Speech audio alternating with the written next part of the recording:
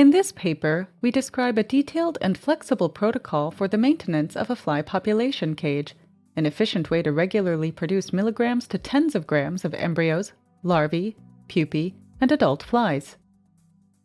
Collected fly stages can be further processed to obtain large quantities of DNA, RNA, proteins, and other cellular components required for biochemistry and molecular biology experiments.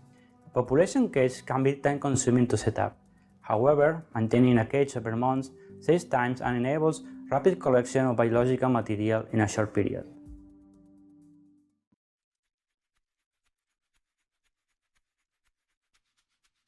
To begin, set up the plastic container by cutting out 3 2x2 cm squares in the plastic container lid.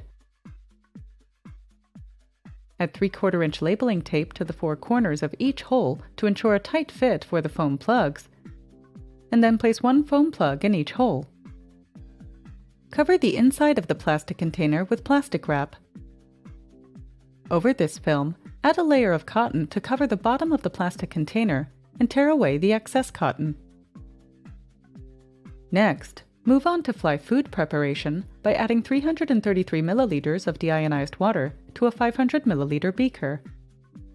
In a chemical hood, stir the solution with a magnetic bar and add 167 microliters of propionic acid and 1.08 milliliters of phosphoric acid from stock solutions.